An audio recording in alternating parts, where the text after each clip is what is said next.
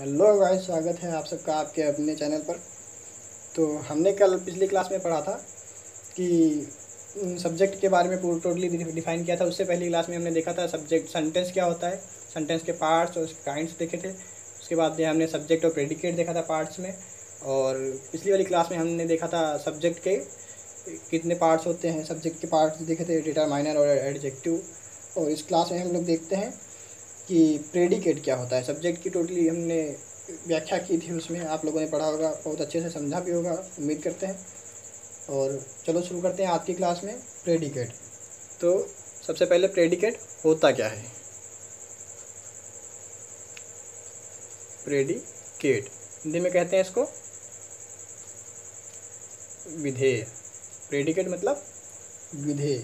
अब इसके कितने पार्ट्स होते हैं, हम इसके पार्ट्स के बारे में बात करते हैं डायरेक्ट ना, पीछे वाले उस पर ना आते हुए, क्योंकि बार बार वही बात बताना ये सही बात नहीं है। तो हम इसके पार्ट्स के बारे में बात करते हैं कि क्या होता है, कितने पार्ट्स होते हैं इसके। इसके 3 पार्ट्स होते हैं। कौन कौन से पार्ट्स होते हैं उसको देखते हैं। पहला पार्ट है इसका वर्ब। दूसरा क्या है ऑब्जेक्ट। तीसरा क्या है कॉम्प्लीमेंट। ये इसके 3 पार्ट्स हैं प्रेडिकेट के। पहले सब्जेक्ट हुआ था, उसके बाद प्रेडिकेट हुआ था। सब्जेक्ट के हमने 2 पार्ट्स देखे थे, हेड वर्ड और क्वालिफायर। फिर क्वालिफायर के भी हमने 2 पार्ट्स देखे हुए थे, डिटरमाइनर और एडजेक्टिव। साथ ही साथ एडजेक्टिवल फ्रेज की भी बात हमने की थी। आज हम बात कर रहे हैं प्रेडिकेट की। प्रेडिकेट के कितने पार्ट्स हैं? 3 पार्ट्स। एक है वर्ब, दूसरा ऑब्जेक्ट और तीसरा कॉम्प्लीमेंट। एग्जाम्पल के थ्रू समझते हैं कैसे क्या होता है इसमें। ये नाम तो आप लोगों ने सुने होंगे, वर्ब क्या होता है ये तो आपने छोटी क्लास से भी पढ़ा होगा, ऑब्जेक्ट भी पढ़ा होगा, कॉम्प्लीमेंट भी पढ़ा होगा। तो आज हम एग्जाम्पल के थ्रू डायरेक्ट इसको समझ लेते हैं। और हमारे पास एग्जाम्पल है आई बॉट अ कार। तो आई हमारा क्या हो गया? सब्जेक्ट। ये हमने पिछली क्लास में पढ़ा हुआ था। ये क्या है? सब्जेक्ट। जहाँ से वर्ब स्टार्ट होती है उसके बाद का पूरा क्या होता है? प्रेडिकेट। तो बॉट अ कार, बॉट क्या है? वर्ब है। तो यहाँ इसके बाद से पूरा सेंटेंस क्या हुआ? प्रेडिकेट। क्या हुआ? प्रेडिकेट। अब हम यहाँ पे प्रेडिकेट के पार्ट्स के बारे में बात करेंगे। तो प्रेडिकेट्स के पार्ट होते क्या हैं? अब देखिए, पार्ट्स इसके 3 पार्ट्स हुए, लेकिन इसमें 2 ही पार्ट दिखाए गए हैं। एक है बॉट, दूसरा है आकार। तो बॉट है हमारा वर्ब और आकार क्या है? ऑब्जेक्ट। ये क्या है? ए कार इज अ ऑब्जेक्ट। इतना हम लोगों ने समझ लिया। चलो एक अगला एग्जांपल देखते हैं, अगर इसे समझ में ना आया हो। कॉम्प्लीमेंट का, इसमें ऑब्जेक्ट था, अगली वाले में कॉम्प्लीमेंट का हम देखेंगे। अगला वाला है Sita is a good singer. Sita is a good singer. तो सीता क्या हुआ? सब्जेक्ट हुआ। फिर उसके बाद हमने देखा इज के बाद भी, इज क्या है? वर्ब। यहाँ से हेल्पिंग वर्ब भी कह सकते हैं या वर्ब कह सकते हैं। तो ये यहाँ से इज से लेकर के पूरा इज अ गुड सिंगर कितना हो गया? क्या हुआ? प्रेडिकेट। प्रेडिकेट। आप देखते हैं इज क्या हो गया? ये तो हो गया, इज तो हो गया हमारा वर्ब। गुड क्या हो गया हमारा? Good complement. टोटली कितना? ये क्या हो गया हमारा? कॉम्प्लीमेंट। कॉम्प्लीमेंट। देखा हमने, Sita is a good singer. तो सीता क्या हुआ? सब्जेक्ट हुआ। इज क्या हुआ? वर्ब हुआ। और बचा हुआ बाकी अ गुड सिंगर, ये क्या हुआ? कॉम्प्लीमेंट। कॉम्प्लीमेंट मतलब उसकी विशेषता है ये। तो ये उसका कॉम्प्लीमेंट हुआ। Sita is a good singer. तो गुड सिंगर क्या हुआ? कॉम्प्लीमेंट। यहाँ पे नोट करने वाली एक बात है कि जो ऑब्जेक्ट है, आपने देखा कहीं पे भी ऑब्जेक्ट आ जाता है, कहीं पे कॉम्प्लीमेंट आ जाता है। तो ऑब्जेक्ट जो है वो सदैव ट्रांजिटिव वर्ब के बाद में ही आएगा। जो हमारा ऑब्जेक्ट है, ऑब्जेक्ट सदैव सदैव ट्रांजिटिव वर्ब के बाद ही आएगा। इसका क्या मतलब हुआ कि जब भी हम देखते हैं कि कहीं पे ऑब्जेक्ट आ जाता है, जैसे पहले वाले सेंटेंस में था आई बॉट अ कार, तो इसमें ऑब्जेक्ट आया था, अ कार का ऑब्जेक्ट है। Sita is a good singer दूसरा वाला एग्जाम्पल था, तो इसमें अ गुड सिंगर कॉम्प्लीमेंट हो गया। तो हमने देखा कि जहाँ पे ट्रांजिटिव वर्ब होता है उसके बाद में सदैव ऑब्जेक्ट आएगा। ऑब्जेक्ट जो है सदैव ट्रांजिटिव वर्ब के बाद ही आएगा, ये बात याद रखना। अब कुछ लोग सोचेंगे कि ट्रांजिटिव वर्ब क्या होता है, तो ट्रांजिटिव वर्ब बता देते हैं। दो शब्द होते हैं, एक होता है ट्रांजिटिव, एक होता है इंट्रांजिटिव। इंट्रांजिटिव तो इनको इंग्लिश में कहते हैं सकर्मक। ट्रांजिटिव को क्या कहते हैं? सकर्मक। और इंट्रांजिटिव को क्या कहते हैं? वेरी गुड, अकर्मक। क्या कहते हैं? अकर्मक। अब हिंदी वाले नाम समझ के सुन के तो आप लोगों को समझ में आ ही गया होगा सकर्मक और अकर्मक क्या होता है।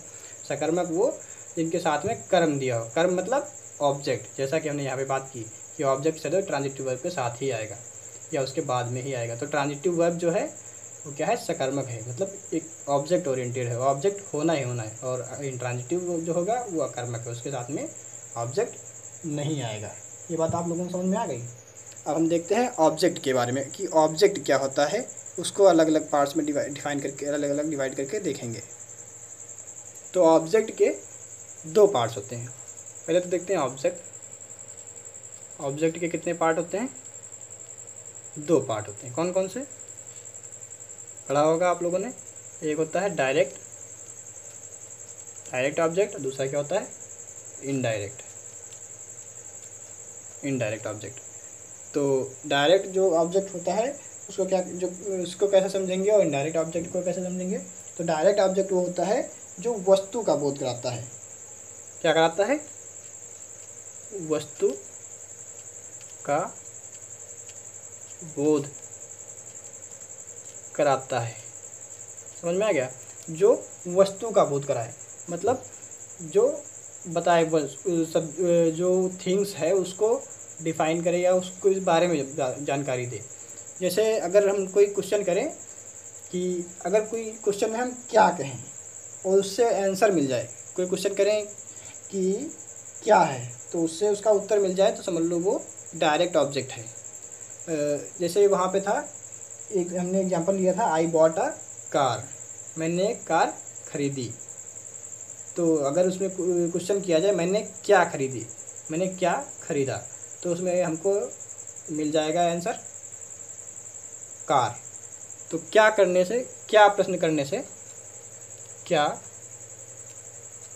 प्रश्न करने से जिनका उत्तर मिल जाए वो क्या होते हैं?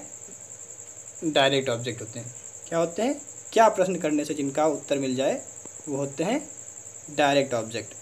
अब देखते हैं इनडायरेक्ट ऑब्जेक्ट क्या होते हैं। जो व्यक्ति का बोध कराएं। इसमें डायरेक्ट में क्या था? वस्तु का बोध करा रहे थे, और इनडायरेक्ट में क्या है? व्यक्ति का बोध कराएं। व्यक्ति का बोध कराए, तो वो क्या होता है?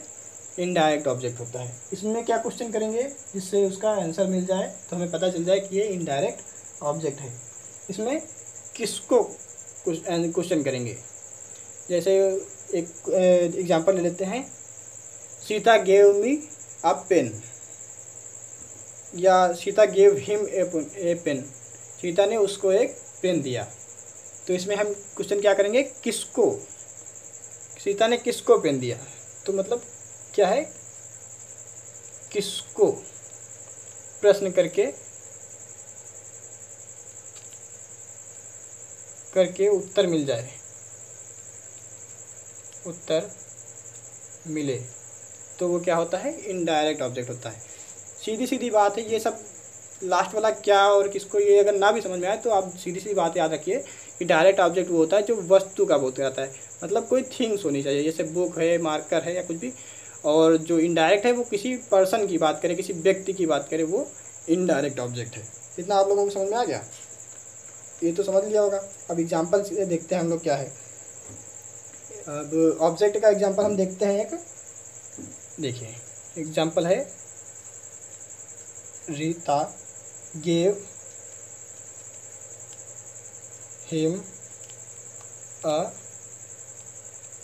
Book, Rita gave him a book. तो रीता क्या है? रीता है सब्जेक्ट, ये क्या है? सब्जेक्ट। और गेव हिम ए बुक क्या है? ये टोटल क्या है? प्रेडिकेट। जहाँ से वर्ब स्टार्ट होती है उसके बाद का क्या होता है? प्रेडिकेट। अब हम इसको अलग अलग डिफाइन करके देख रहे हैं। तो गेव क्या है? गेव है वर्ब। हिम क्या है? ये है इनडायरेक्ट ऑब्जेक्ट, क्योंकि ये पूरा हिम और बुक, बुक भी एक ऑब्जेक्ट है और हिम भी ऑब्जेक्ट है। तो हिम किसी पर्सन की बात कर रहा है। इसमें हम क्वेश्चन करेंगे किसको बुक दी गई, तो हमको आंसर मिल जाएगा। तो ये क्या है? Indirect object. क्या है? Indirect object. और अब बुक क्या है? बुक क्या है? इसको हम क्वेश्चन क्या करेंगे, रीता ने उसको क्या दिया, तो क्या आंसर क्वेश्चन करके इसका आंसर मिल रहा है अ बुक, एक बुक दी। तो ये क्या हुआ? Direct object. अब तो आप लोगों को समझ में आ गया होगा कि डायरेक्ट ऑब्जेक्ट क्या होता है और इनडायरेक्ट ऑब्जेक्ट क्या होता है। एक ही एग्जांपल में आप लोगों को ये समझ में आ गया होगा। एक चीज़ में नोट करने वाली है कि सामान्यतः जो होता है इनडायरेक्ट ऑब्जेक्ट डायरेक्ट ऑब्जेक्ट से पहले आता है। जैसा कि इसमें देखा, इनडायरेक्ट ऑब्जेक्ट जो है डायरेक्ट ऑब्जेक्ट से पहले आता है। किंतु यदि क्रिया के तुरंत बाद डायरेक्ट ऑब्जेक्ट लिखना चाहते हो तो उसके बाद में इनडायरेक्ट और उसके बाद में इनडायरेक्ट ऑब्जेक्ट लिखना है। मतलब लिख लीजिए, ऐसे नोट करके लिख लीजिए। नोट करके लिखते हैं कि सामान्यतः तो डायरेक्ट ऑब्जेक्ट इनडायरेक्ट ऑब्जेक्ट के बाद में आता है। यदि अगर पहले लिखना चाहते हैं डायरेक्ट ऑब्जेक्ट को, ये जो डायरेक्ट ऑब्जेक्ट है इसको यहाँ पे पहले लिखना चाहते हैं और इनडायरेक्ट ऑब्जेक्ट को बाद में लिखना चाहते हैं, तो इसके लिए क्या करेंगे? इसके लिए करेंगे क्या कि इनसे पहले जो इनडायरेक्ट ऑब्जेक्ट होगा उससे पहले हम क्या करेंगे, जो इनडायरेक्ट ऑब्जेक्ट ये है इसके पहले टू या फॉर प्रीपोजिशन का प्रयोग करेंगे। अगर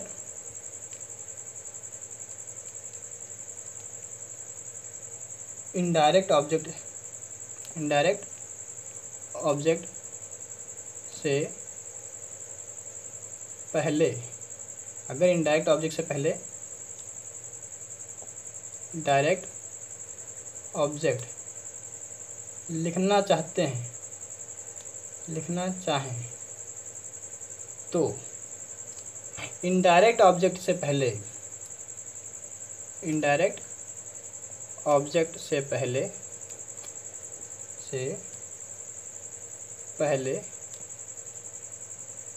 उपयुक्त,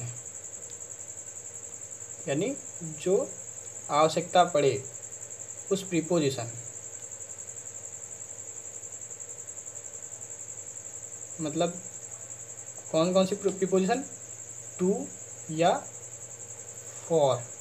दो प्रीपोजिशन है टू या फॉर, इनमें से जो भी उपयुक्त हो, जो वहाँ पे सुइटेबल हो, उसका इनडायरेक्ट ऑब्जेक्ट से पहले यूज़ करते हैं। इसको उसके पहले लगा देंगे तो हम इनडायरेक्ट ऑब्जेक्ट के पहले भी डायरेक्ट ऑब्जेक्ट लिख सकते हैं। एग्जांपल देखते हैं एक हम, जैसे यही वाला एग्जांपल है जो हमने लिखा था पहले। इसमें क्या लिखा था? Rita gave him a book. तो इसमें क्या था? इनडायरेक्ट ऑब्जेक्ट सामान्यतः पहले आता है, उसमें भी आया। लेकिन अब क्या है, हम इसको जो डायरेक्ट ऑब्जेक्ट है इसको पहले लिखना चाहते हैं, तो इसको कैसे लिखेंगे?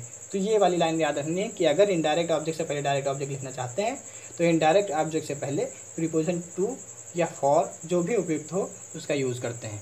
तो इसमें देखते हैं एग्जांपल, यही वाला, रीता गेव अ बुक। अब बुक हमने पहले लिख लिया क्योंकि हम डायरेक्ट ऑब्जेक्ट पहले लिखना चाहते हैं। अब देखते हैं प्रीपोजिशन कौन सा, हिम के पहले लगाएंगे। Him gave a book to him. यहाँ पे टू जो था प्रीपोजिशन वो उपयुक्त था, वो हमने लगा लिया। Rita gave a book to him. ये आप लोगों को समझ में आ गया होगा। तो अब देखते हैं कि फॉर कहाँ पे लगता है, तो फॉर वाला भी देख लेते हैं एक एग्जांपल।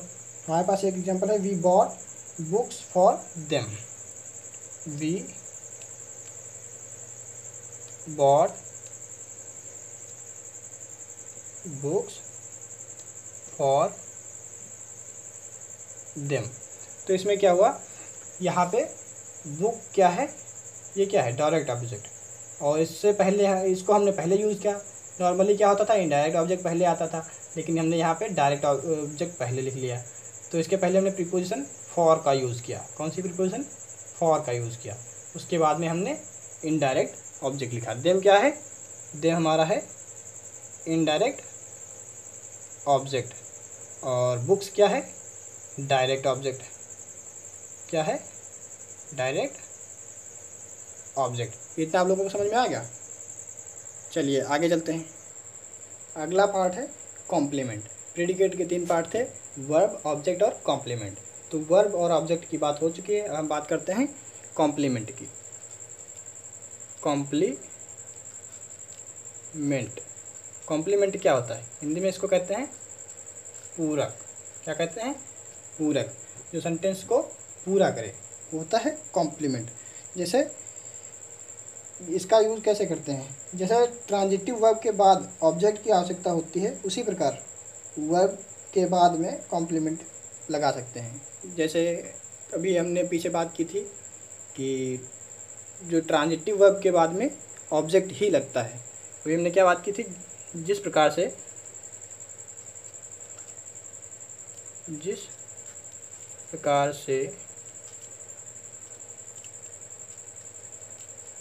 ट्रांजिटिव वर्ब के बाद ऑब्जेक्ट लगता था, वैसे ही वर्ब जो होती है हमारी, वर्ब कौन सी? बी की फॉर्म। वर्ब की फॉर्म कौन कौन? जो बी वाली है उसकी फॉर्म कौन कौन सी? इज, एम, आर, वाज, वर। ये क्या है? बी की ही तो फॉर्म है। इनके बाद में हम कॉम्प्लीमेंट का यूज़ करते हैं। के बाद कॉम्प्लीमेंट लगाते हैं।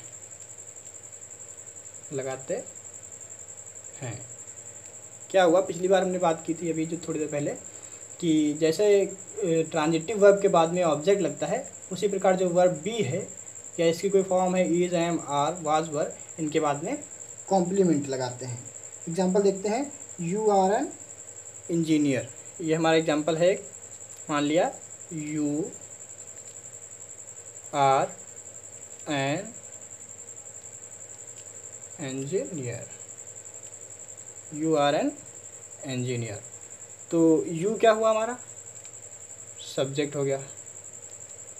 बहुत बार बात कर चुके हैं और ये भी देख चुके हैं कि जहाँ से वर्ब स्टार्ट होती है उसके बाद का पूरा प्रेडिकेट होता है। क्या होता है? प्रेडिकेट। अब तो आर क्या हुआ? हमारी आर हो गए वर्ब। ये किसकी फॉर्म है? वर्ब बी की फॉर्म है आर, यहाँ पे देखो। तो इसके बाद में क्या करते हैं? पूरा कॉम्प्लीमेंट होता है। ये क्या है? पूरा कॉम्प्लीमेंट लगाते हैं। तो ये पूरा एन इंजीनियर क्या है? उसको कॉम्प्लीमेंट, किसी व्यक्ति की जो यू है उसको कॉम्प्लीमेंट है, ये उसका पद है। क्या है? पद है, या उसका कॉम्प्लीमेंट कह सकते हैं। उसका पूरा, ये उसकी विशेषता है कि वो एक इंजीनियर है।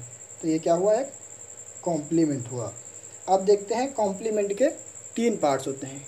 कौन कौन से पार्ट्स होते हैं? यहाँ पे आप लोगों को क्लियर थोड़ा दिख नहीं रहा है, चलो पास से दिखा देते हैं। ये है हमारा example, you are an engineer. ये समझ में आ गया आप लोगों को? अब देखते हैं कि कॉम्प्लीमेंट के 3 पार्ट्स होते हैं। वो तीनों पार्ट्स देख लेते हैं। चलो इसको मिटा देते हैं, उसके बाद में डिटेल में ऊपर से समझते हैं, फिर देखते हैं कॉम्प्लीमेंट। तो कॉम्प्लीमेंट क्या है? इसके 3 पार्ट हैं। कॉम्प्लीमेंट के 3 पार्ट हैं। कौन कौन से? देखते हैं। ऐसे नहीं देखते हैं, थोड़ा ये बड़ा है तो इसको ऐसे ही देख लेते हैं। पहला क्या है? नाउन या नाउन फ्रेज कॉम्प्लीमेंट। नाउन या नाउन फ्रेज कॉम्प्लीमेंट। दूसरा क्या है? एडजेक्टिव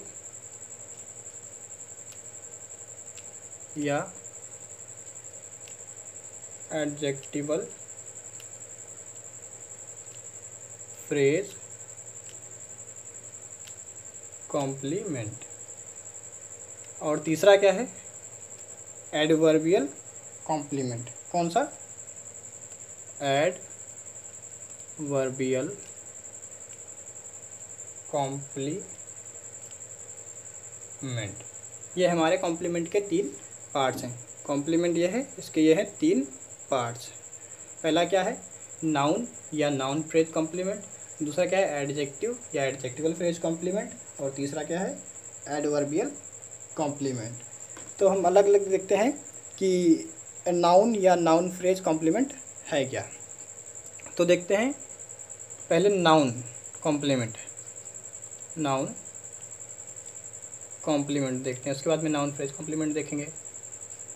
तो नाउन कॉम्प्लीमेंट क्या है, नाउन कॉम्प्लीमेंट वो है जब वर्ब के तुरंत बाद नाउन आता है तो वो क्या होता है, नाउन कॉम्प्लीमेंट होता है। कोई भी सेंटेंस होता है जब वर्ब के तुरंत बाद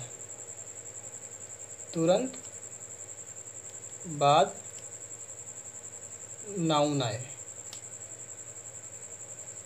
तो क्या होता है, नाउन कॉम्प्लीमेंट होता है। एग्जाम्पल देखते हैं। एग्जाम्पल है आई एम अ टीचर। एग्जाम्पल है आई एम अ टीचर। तो यहाँ पे वर्ब क्या है, एम। एम के तुरंत बाद क्या आया है, नाउन, अ टीचर। टीचर क्या है, नाउन ही तो है। तो ये क्या हुआ हमारा, नाउन कॉम्प्लीमेंट। क्या हुआ, नाउन कॉम्प्लीमेंट। क्या आपको समझ में आ गया। एग्जाम्पल हमारा I am a teacher. Am क्या है हमारा, एम है हमारा वर्ब, और वर्ब के तुरंत बाद जो नाउन आता है, अ टीचर यहाँ पे आया है, तो ये क्या है, नाउन कॉम्प्लीमेंट है। अब नाउन फ्रेज कॉम्प्लीमेंट देखते हैं क्या होता है। नाउन फ्रेज कॉम्प्लीमेंट, ये क्या होता है, ये वो होता है जैसे देखते हैं जब नाउन ऑब्जेक्ट की विशेषता बताता है। नाउन क्या होता है, ऑब्जेक्ट की विशेषता बताता है। जब नाउन ऑब्जेक्ट की विशेषता बताता है तो क्या होता है, नाउन फ्रेज कॉम्प्लीमेंट होता है। थोड़ा डीप हो रहा है, हमको पता चल रहा है ये, लेकिन कोई बात नहीं। चलो, जितना डीप आपको समझ पढ़ेंगे आप उतना अच्छा समझ में आ जाएगा। आप कहीं भी किसी भी दूसरे स्टूडेंट से आगे हो जाएंगे। आपने शायद ही, आपके बहुत अच्छे टीचर होंगे तो ज़रूर आपको पढ़ाया होगा ये सब। वैसे नॉर्मली इतना डीप में कोई नहीं पढ़ाते हैं। अगर आपने पढ़ा है तो वाकई में आपके पास बहुत अच्छे टीचर हैं। तो इसका एग्जाम्पल देखते हैं हम। एग्जाम्पल क्या है, नेहरू। नेहरू तो जानते होंगे आप, चाचा Nehru. Nehru named his house, क्या था नेहरू के घर का नाम, आनंद भवन। नेहरू के घर का नाम क्या था, आनंद भवन। नेहरू नेम्ड हिज हाउस आनंद भवन। तो नेहरू क्या हुआ, नेहरू हुआ सब्जेक्ट, ये तो आप लोगों को पता है। अब नेम क्या हुआ, ये हो गया वर्ब। इधर समझ में आ गया। अब लोग कहेंगे नेम कैसा, नेम वर्ब है क्योंकि उन्होंने नाम रखा था, तो ये क्या था, वर्ब। अब हिज हाउस क्या है, हाउस तो एक ऑब्जेक्ट होगा, तो हिज हाउस एक ऑब्जेक्ट है, क्योंकि हिज भी ऑब्जेक्ट है, हाउस भी ऑब्जेक्ट है। हिज क्या है, इनडायरेक्ट ऑब्जेक्ट है, हाउस क्या है, डायरेक्ट ऑब्जेक्ट है। और जैसे हमने पीछे बात की थी कि इनडायरेक्ट ऑब्जेक्ट नॉर्मली पहले ही आता है, यहाँ पे भी पहले ही आया है।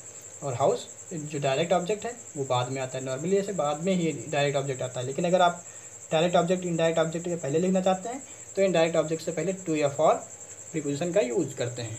अब ये बचा हुआ जो आनंद भवन है, ये क्या है, नाउन फ्रेज है। नाउन फ्रेज कॉम्प्लीमेंट, ये क्या है, नाउन फ्रेज कॉम्प्लीमेंट। थोड़ा राइटिंग आप लोगों को समझ नहीं आ रही कि छोटा छोटा है, लेकिन कोई बात नहीं, चलो मैनेज करते हैं। आपको एक्सप्लेन तो कर ही रहे हैं इतना अच्छा सा। तो ये हो गया हमारा नाउन या नाउन फ्रेज कॉम्प्लीमेंट। अब देखते हैं एडजेक्टिव या एडजेक्टिवल फ्रेज कॉम्प्लीमेंट। दूसरा है हमारा एडजेक्टिव या एडजेक्टिवल फ्रेज कॉम्प्लीमेंट। क्या है दूसरा, एडजेक्टिव या एडजेक्टिवल फ्रेज, थोड़ा ऊपर जा रहा है ये, चलो मैनेज कर लेते हैं इसको थोड़ा सा। फ्रेज कॉम्प्लीमेंट, एडजेक्टिव या एडजेक्टिवल फ्रेज कॉम्प्लीमेंट, थोड़ा भूल सा हो गया इसलिए कोई बात नहीं, अब फिर सीधा लिखेंगे एडजेक्टिव या एडजेक्टिवल फ्रेज कॉम्प्लीमेंट। तो सबसे पहले देखते हैं हम adjective complement. Adjective complement, adjective complement क्या होता है? एडजेक्टिव कॉम्प्लीमेंट होता है जब एडजेक्टिव सब्जेक्ट की विशेषता बताता है और तथा वर्ब बी जो है उसके बाद यूज होता है। अभी बी वर्ब की बात की थी, इज, एम, आर, वाज, वर जो इसके फॉर्म थे उसके बाद यूज होता है और ये एडजेक्टिव सब्जेक्ट की विशेषता बताता है। किसकी विशेषता बताएगा? सब्जेक्ट की, सब्जेक्ट की विशेषता बताएगा, विशेषता बताएगा। और वर्ब जो हमारी है बी, वर्ब कौन सी? बी, यानी इज, एम, आर, वाज, वर, ये इसके क्या है? फॉर्म है। इसके बाद आता है, क्या होता है? जो सब्जेक्ट है उसकी विशेषता बताएगा ये एडजेक्टिव, और कहाँ पे यूज़ होगा? ये जो बी की फॉर्म है, वर्ब जो हमारी बी है उसकी फॉर्म्स हैं इज, एम, आर, वाज, वर, उनके बाद ही आएगा। तो ये क्या होगा? एडजेक्टिव कॉम्प्लीमेंट होगा। एग्जाम्पल देखते हैं। एग्जाम्पल हमारे पास है कि she is clever, she is clever, तो सी हमारा सब्जेक्ट हो गया जैसा हम बार बार देख रहे हैं। इज क्या हुआ? इसके बाद का पूरा प्रेडिकेट हुआ इज क्लीवर, तो इज क्या हुआ? इज हुआ वर्ब। और क्लीवर क्या हुआ? क्लीवर हमारा हुआ, ये विशेषता भी बता रहा है सी की, तो क्या हुआ? कॉम्प्लीमेंट। तो कॉम्प्लीमेंट कौन सा हुआ? Adjectival complement. कौन सा? Adjective complement. ये हुआ एडजेक्टिव कॉम्प्लीमेंट, ये हमारा हुआ एडजेक्टिव कॉम्प्लीमेंट। अब देखते हैं एडजेक्टिवल फ्रेज की बात। ये तो हो गया हमारा एडजेक्टिव, इतनी बात हुई थी केवल एडजेक्टिव की। अब देखते हैं एडजेक्टिवल फ्रेज की, तो लिख देते हैं एडजेक्टिवल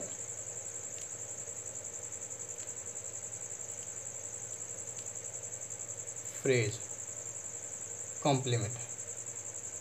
कॉम्प्लीमेंट, तो एडजेक्टिवल फ्रेज कॉम्प्लीमेंट क्या होते हैं?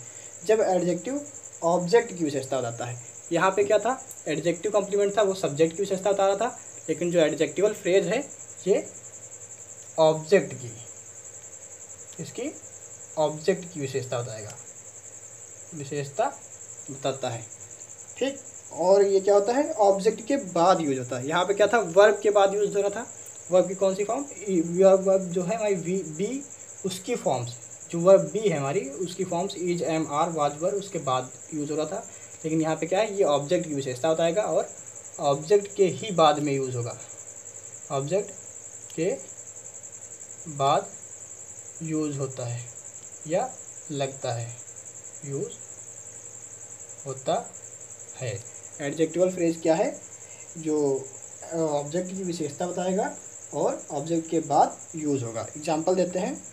एग्जाम्पल है हमारा, example I found him sad. अब यहाँ पे ये जो सैड है ये आई की विशेषता नहीं बता रहा है, सब्जेक्ट की विशेषता नहीं बता रहा है। यहाँ पे क्या था? पहले वाले में ये सी की विशेषता बता रहा था कि सी इज़ क्लीवर, लेकिन यहाँ पे जो है ये सैड, ये हमारा है कॉम्प्लीमेंट, लेकिन ये आई की विशेषता सब्जेक्ट की नहीं बता रहा है, ये हमारा है सब्जेक्ट। आई क्या है? सब्जेक्ट, लेकिन ये सब्जेक्ट की विशेषता नहीं, ये जो हिम है ऑब्जेक्ट, ये हिम क्या है? हमारा ऑब्जेक्ट, इसकी विशेषता बता रहा है। तो ये हमारा क्या हुआ? Adjectival phrase complement. समझ में आ गया आप लोगों को? कॉम्प्लीमेंट फिर से समझ लेते हैं। एडजेक्टिव या एडजेक्टिवल फ्रेज कॉम्प्लीमेंट जो हमारे हैं उसमें से हम एडजेक्टिव कॉम्प्लीमेंट देखते हैं। एडजेक्टिव कॉम्प्लीमेंट वो होते हैं जो सब्जेक्ट की विशेषता बताते हैं। और इनका यूज़ कैसे करते हैं? तो यूज़ जो हमारा बी है, वर्ब हमारी बी है, उसकी जो कोई फॉर्म है इज, एम, आर, वाज, वर, उनके बाद में यूज़ करते हैं। देखिए यहाँ पे इज के बाद, जैसे एग्जांपल हमारा है सी इज क्लीवर, तो सी हमारा सब्जेक्ट है और ये सब्जेक्ट की ही विशेषता होता है कि सी क्लीवर है, तो इज के बाद में भी यूज़ हुआ है और ये सब्जेक्ट की विशेषता भी बता रहा, तो क्या है, ये एडजेक्टिव कॉम्प्लीमेंट है। अब बात करते हैं एडजेक्टिवल फ्रेज कॉम्प्लीमेंट की।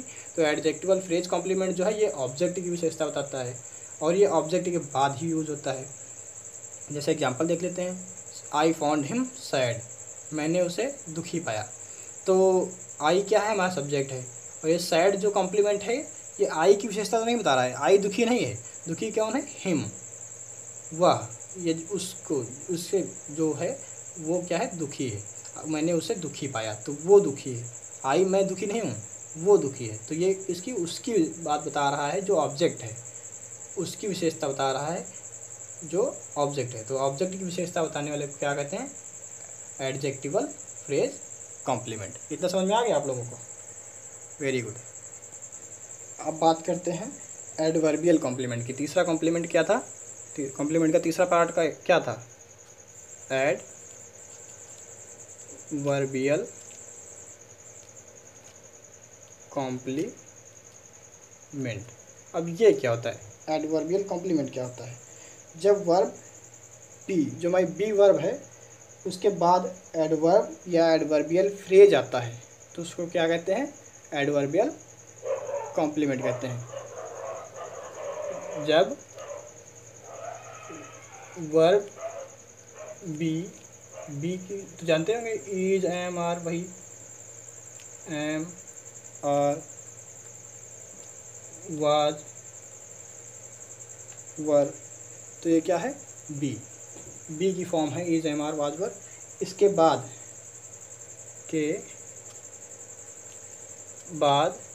क्या आता है, एडवर्ब या एडवर्बियल फ्रेज आता है, तो उसको क्या कहते हैं, एडवर्बियल कॉम्प्लीमेंट कहते हैं। एग्जाम्पल के थ्रू देखते हैं। एग्जाम्पल हमारा है they were in the class. Example क्या है हमारा, एग्जाम्पल है they were in the class, they were in the class, ये हमारा एग्जाम्पल है। तो इसमें देखते हैं क्या है, तो इसमें जो कॉम्प्लीमेंट हमारा क्या है, इन द क्लास। आगे तो आप लोग समझ ही गए, बार बार बताने से कोई फ़ायदा नहीं, टाइम वेस्ट होता है, तो हम सीधे कॉम्प्लीमेंट पे आते हैं। तो कॉम्प्लीमेंट हमारा क्या है, इन द क्लास। तो ये कौन सा कॉम्प्लीमेंट है, ये हमारा वर्ब की फॉर्म क्या है, बी, वर्ब की जो हमारी बी वर्ब है उसकी फॉर्म क्या है, इज, एम, आर, वाज, वर क्या है, बी की ही फॉर्म है, और उसके बाद जो आता है एडवर्ब, ये एडवर्ब, तो इसको क्या कहते हैं, एडवर्बियल फ्रेज कहते हैं। क्या कहते हैं, एडवर्बियल फ्रेज कहते हैं। क्या कहते हैं, एडवर्बियल फ्रेज। चलो अगला एग्जांपल लेके देखते हैं। अगला एग्जांपल है you are here, you are here, ये हमारा अगला एग्जांपल है। तो इसमें हियर क्या है, कॉम्प्लीमेंट है, वर्ब की जो बी वर्ब है उसकी फॉर्म आर है, ये उसके बाद में आया है, तो ये क्या हुआ हमारा, ये भी एडवर्बियल फ्रेज है। समझ में आया, अब तो आप लोगों को समझ में आ गया होगा। चलिए फिर अब एग्जांपल एक लेके देख लेते हैं जिसमें पूरा सब्जेक्ट ये आ जाए, पूरा टॉपिक आ जाए, शुरुआत से सब्जेक्ट से लेके प्रेडिकेट तक का पूरे सारे पार्ट्स में देख लेते हैं उसमें, और देखते हैं आप लोगों को कितना समझ में आया है। चलो ट्राई करते हैं। अभी क्वेश्चन देंगे एक एग्जांपल, उसमें आप लोग वीडियो पोस्ट करके और अपने आप से बताना, फिर देखना आप लोगों कितने लोगों का सही है। तो हमारा एग्जांपल है a clever fox was standing near a tree। थोड़ा लंबा सा है क्योंकि सारी चीज़ें इसमें डिफाइन करनी है, तो थोड़ा लंबा सा हो गया है, लेकिन चलो देखते हैं। सब्जेक्ट और प्रेडिकेट सबसे पहले देखते हैं। आप वीडियो पुश करके अपना बताइए क्या है सब्जेक्ट और क्या प्रेडिकेट है, फिर सब्जेक्ट के अलग अलग पार्ट बताइए, प्रेडिकेट के अलग अलग पार्ट बताइए। वीडियो पुश कीजिए, देखिए। तो चलो देखते हैं। सब्जेक्ट है हमारा क्या है, क्लीवर फॉक्स, ये क्या है हमारा सब्जेक्ट है, ये हमारा सब्जेक्ट है। और वाज स्टैंडिंग नियर ट्री, ये क्या है हमारा प्रेडिकेट, क्या है प्रेडिकेट। हमने बताया था जहाँ से वर्ब स्टार्ट होती है उसके बाद का पूरा सेंटेंस जो होता है वो क्या होता है, प्रेडिकेट होता है। और वर्ब के पहले का जो होता है वो सब्जेक्ट होता है। तो यहाँ पे वर्ब क्या है, वाज, इसके बाद का कितना जो कुछ भी है वो प्रेडिकेट है, उससे पहले का सब्जेक्ट है। अब अलग अलग देखते हैं। ए क्या है, ए है हमारा, ए क्या है डिटरमाइनर है, क्या है डिटरमाइनर है, ये तो पता ही होगा। अब क्लीवर क्या है, क्लीवर विशेषता बता रहा है किसकी, फॉक्स की। फॉक्स क्या है, सब्जेक्ट, फॉक्स हमारा क्या है सब्जेक्ट है। और जो सब्जेक्ट की विशेषता बताए वो क्या होता है, एडजेक्टिव होता है। एडजेक्टिव कॉम्प्लीमेंट नहीं है, कॉम्प्लीमेंट अलग चीज़ है, लेकिन ये केवल एडजेक्टिव है, ये क्या है एडजेक्टिव है।